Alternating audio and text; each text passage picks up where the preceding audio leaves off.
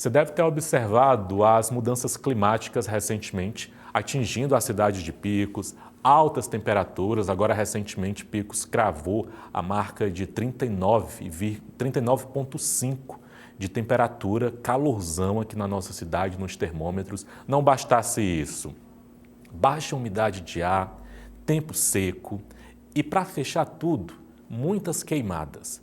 As pessoas, infelizmente, ainda com esse hábito de colocar fogo, às vezes, para limpar um terreno, para limpar o lixo, e facilmente você encontra espalhado por vários pontos da cidade, vários bairros de Picos, focos de incêndio. Só para você ter uma noção da quantidade, como é que está a situação na cidade de Picos, dados do Corpo de Bombeiros aqui de Picos registram que nos últimos 4 dias, 33 ocorrências de incêndio foram atendidas pela corporação. E claro que todo esse cenário, calor, baixa umidade, clima seco e fumaça é prejudicial para todo mundo. Mas para quem tem problema respiratório é pior ainda. Idosos e crianças são os mais atingidos.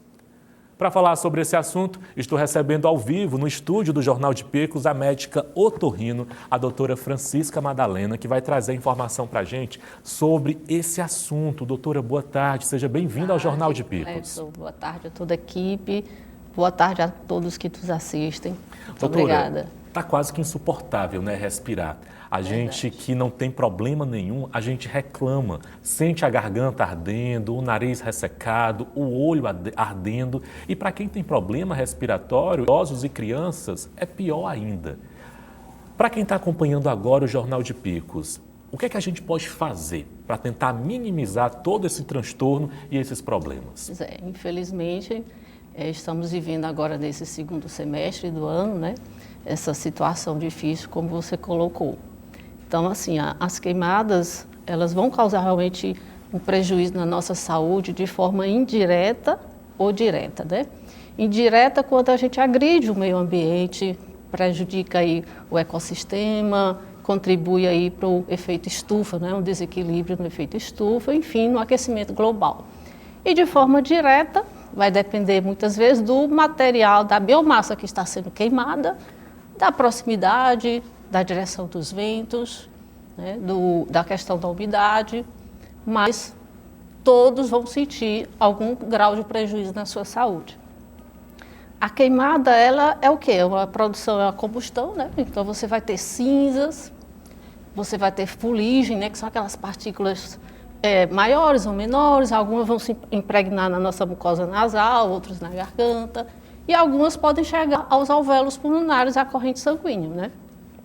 A produção de vários gases tóxicos, como o monóxido de carbono e outros, que vão ser absorvidos, né? Vão ser aspirados pelo nosso pulmão.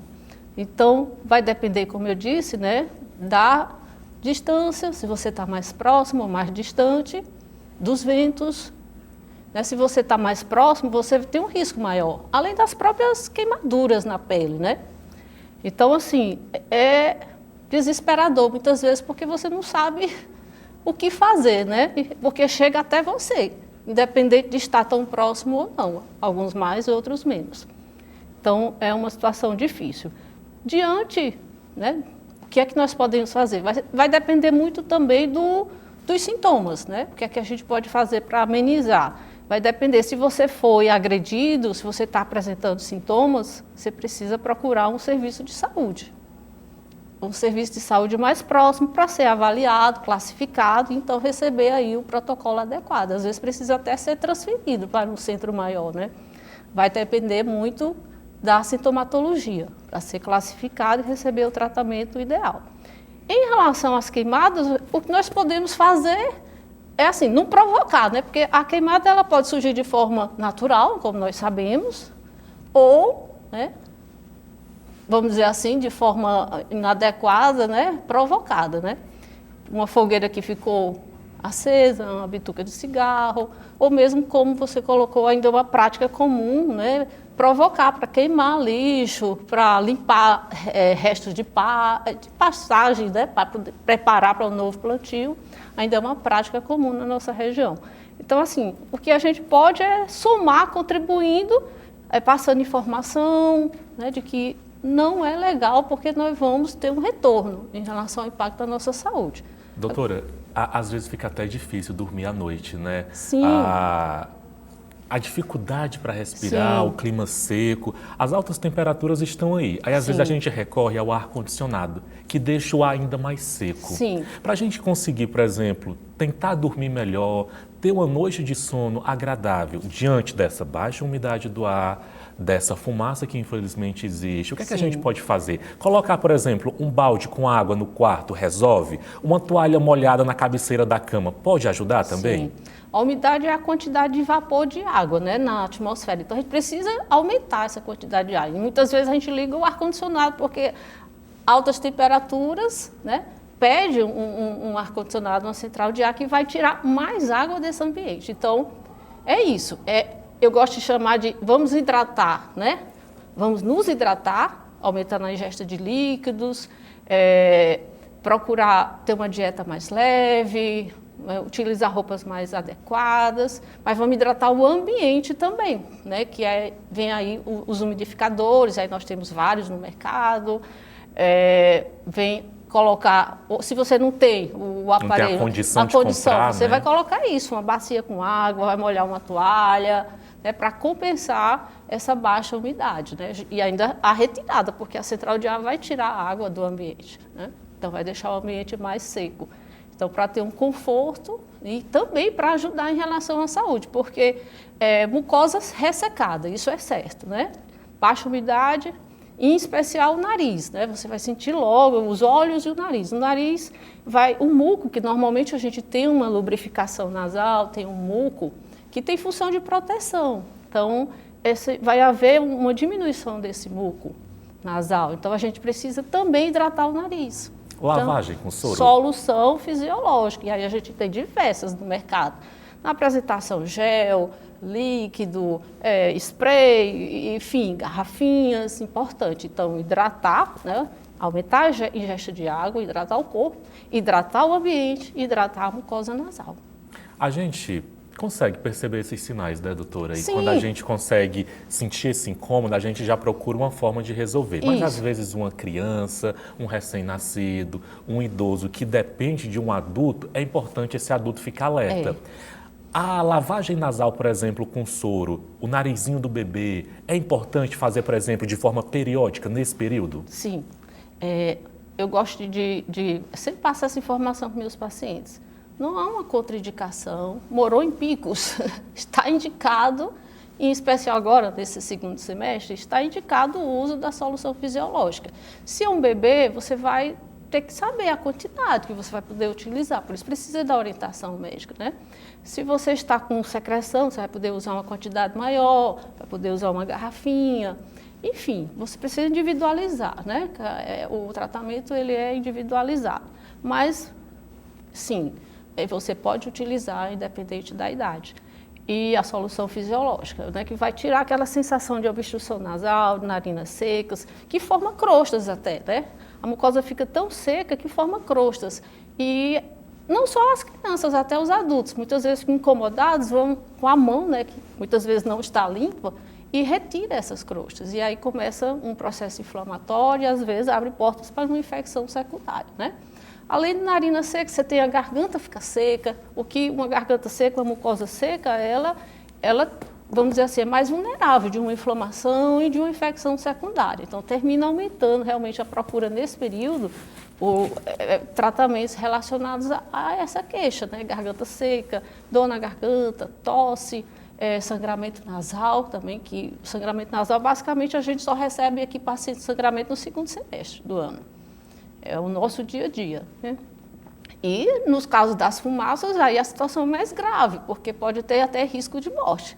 O monóxido de carbono, que é esse gás que não tem cor e não tem cheiro, né, que é produzido, né, quando acontece a combustão da madeira, então, muitas vezes, ele, dependendo do tamanho das partículas e do gás, ele vai chegar nos nossos alvéolos e vai se ligar à hemoglobina, que é uma proteína que é para carregar o oxigênio. Então, vai haver uma concorrência e quem vai chegar no nosso organismo é o gás, o monóxido de carbono. Então, às vezes, cai até ali no cérebro, né, aquela quantidade de oxigênio adequado e o nosso organismo vai entender que precisa respirar mais. Na verdade, você vai absorver mais e pode chegar a uma situação de asfixia, de morte mesmo, né? Dependendo da situação. Os bebês, as crianças estão mais susceptíveis, mais vulneráveis, porque se você comparar a frequência respiratória da criança, ela é maior em relação à massa corpórea, né?